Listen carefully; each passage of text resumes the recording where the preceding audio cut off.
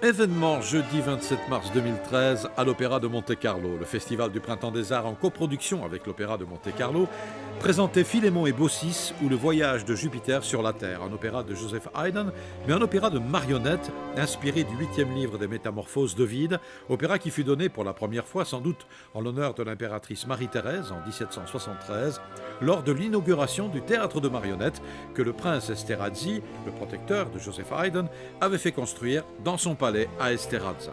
Haydn est un des rares compositeurs à avoir écrit 3 opéras pour marionnettes. Et il n'y en a qu'un qui nous est parvenu, c'est celui que nous donnons ce soir. Et je dois dire que c'est certainement pour une grande partie du public une révélation, parce qu'on ne le joue presque jamais. Dans la grande tradition italienne des marionnettes à fil, c'est la compagnie marionnettistica Carlo Cola et Figli qui donne véritablement vie à ces petits personnages de moins d'1 mètre. C'est une très ancienne compagnie de marionnettes italienne qui, je crois, a presque 2 siècles d'existence, donc il y a une grande tradition. Ils sont fixés à Milan et ce que l'on constate quand on visite leurs locaux, c'est que tout est fait à la main.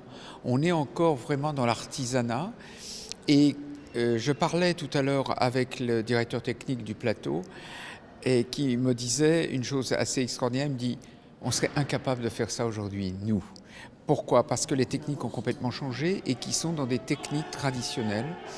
Il y a énormément de manipulateurs. Ils sont 13 à manipuler au-dessus du plateau toutes les marionnettes.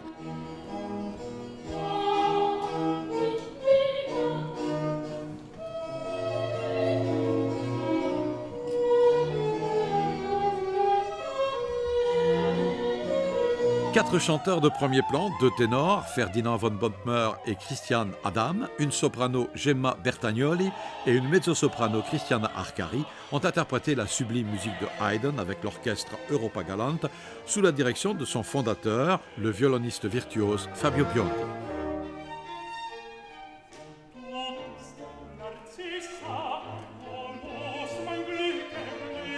Ces marionnettes, il y a quelque chose de magique. On est quelque part dans l'enfance, enfin il y a un retour, c'est très imagé, c'est très ludique et c'est très touchant.